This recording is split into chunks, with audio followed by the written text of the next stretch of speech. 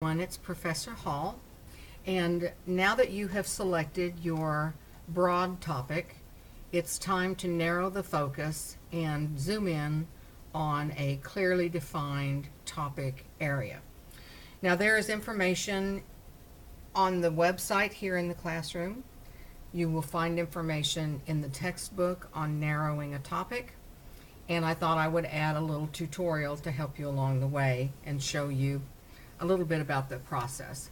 So let's take a look at what the first steps are after the topic has been decided. Before I do anything else, I go to EasyBib and I create the project.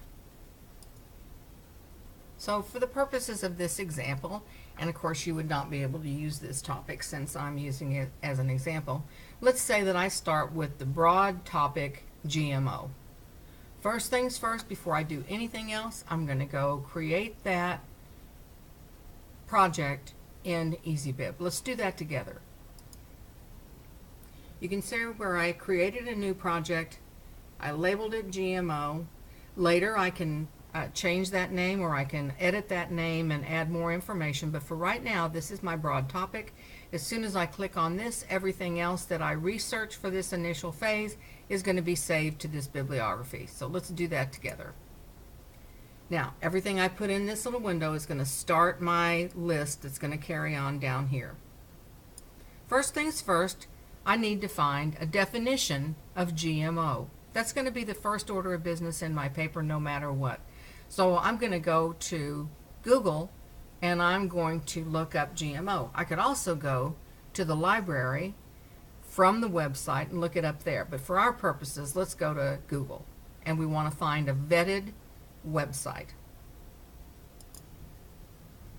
You can see where I typed that in. I scroll down the list to find a vetted source. That is a source for which I am going to find excellent information. I see one down here that is a GOV site, and those typically are good websites for information. And this looks like it's a nice database, so I'm going to click on it. Here I am in this website. I copy the URL. I go over to EasyBib. I paste that into the box. I wait, cite this, and it found the website, and I continue to the final step, and there are going to be the red boxes for me to fill in. I'm going to go explore the website and fill in these boxes. So I explored the website for a minute, and I found that the chairman of the board is Martin Temple. So I put his name in here. I labeled the website, found when this particular section was edited, and now I'm ready to create my citation. And there it is. Now I've started my list of citations, and I'm going to keep adding to this all through the process of writing this essay. Now let's go over to this website and find the definition. I like this site because it has a nice Google search included within the website, and I've already cited the website. So now I can search this website and I see there's my definition. And even though this is my definition, I'm still going to add this URL. I just like to play it safe. I'm never going to be flagged for plagiarism because I want to make sure everything I see is always put into EasyBib. So let's do this URL and do it. Okay, so I go down here and I'll know that I have this website because I'm going to go ahead and type this URL and save it right there in that Word document so I remember where I was and I won't get lost. Let's do that. I picked out this one particular part of the definition. I'm going back to that Word document. I've already pasted in the URL so I can always get back there again. So now I know what the broad definition of the topic is. Now I've got to narrow it further. And I'm going to show you what I like to do. You do it any way you like, but I'm going to show you what I like to do. I like YouTube. I just do. Now I'm going to go to YouTube and I'm going to type in the search bar what I want to find out about. And I'm kind of interested in this topic, but I don't know exactly what I'm interested in. but I went to YouTube. I'm going to scroll down all of these tutorials, and I want to make sure that I find real facts, not somebody's blog, but real facts. And I'm going to find something that interests me, and I'll show you when I get there. I decided to go with this one because it's a 30-minute documentary, which isn't going to take that much of my time in case I'm not interested in it. And it comes from Science America. This particular person is interviewing some experts. So I'm going to watch this and think about this. And because I watched it, I need to make sure that that's right, documented in my EasyBib. So I'm going to do that. I'll be right back, show you.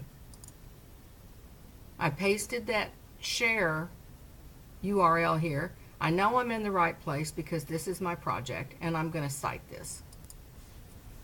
So in EasyBib, it took me over here to the fields to figure out, and I did that by going over here, and there's his name, so I put him in the citation, created the citation, and now there he is. If I quote anything from this in my essay, if I take notes and I quote anything from this, I've got myself covered because I've already noted where the source comes.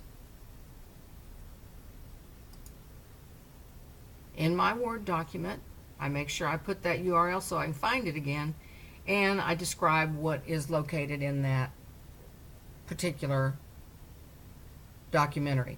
Now I'm going to go on, I'm going to study more, and whatever interests me, that's where I'm going to go. Let's say I narrow my focus and I decide that I'm going to create a thesis on the harmful effects of GMO. Now it's time to write my thesis statement. The wonderful thing I like about that website is that these two people, David Friedman and Michael Moyer, are debating the merits of GMOs. So I decide to narrow my focus, and I'm going to write this thesis statement. That's it. That's my whole thesis statement right there. The pros and cons of GMO, and the three areas that I'm going to be investigating are pesticide controversy, golden rice and vitamin A, and vulnerable populations. Now I'm just getting started on this project, so what I'm going to do at the end of my project is I'm going to weigh the merits of the pros and the cons, and in the last section of my essay, I, as the investigator, am going to include a section of the essay where I state my position based on what I've studied for the pros and the cons, based on science, based on experts, and so forth. Now this process is going to go on, and my list is going to continue, and I've just started studying this topic. But I'm going to keep on studying, and I'm going to decide if my position changes, if my criteria change for evaluation, whatever I decide. But when I'm all through, then I'm going to go over to the classroom. I go back to the left menu bar. I click on Course Assignments, the topic proposal, and I scroll down, and I open the PDF that includes step-by-step instructions on how I'm going to create a proposal from all of the research that I've conducted. And this is that PDF. I'm going to include my name, of course. I'm going to give my proposal a working title. I'm going to add that thesis statement right here. And I'm going to make sure that that thesis statement is on every single thing that I produce. I have the broad topic, which is GMO, and that's going to include that definition that we just found. And then I'm going to talk about the narrowed focus, because I just now started. This process is going to take a long time, but I'm going to decide what I want to narrow my focus to. And then I'm going to decide which research methods I want to use for this particular essay, remembering that the name of the game here is research writing. So I'm going to look at all of the types of research available, and I'm going to decide how I want to go about this. I may call somebody at Monsanto. I may call one of these documentarians. I don't know, but I'm going to include in my proposal the methods that I want to explore, including science, graphs, charts, legal documents, legislation, experts, tutorials, documentaries, documentarians. Whatever research I'm going to be conducting goes in this section. I need to make very sure that none of my sources include blogs. Blogs are simply opinions with no facts. They are not scientific. They are not websites that are going to be legitimate. And I will receive a lot of point deductions if I do that. So we do not want to use any blogs or Wikipedia or any kind of things like that. Now, the proposed outcome varies from topic to topic. For this particular essay, I want to enlighten my reader. That doesn't mean that I'm saying we should all, you should do this, you should not do that.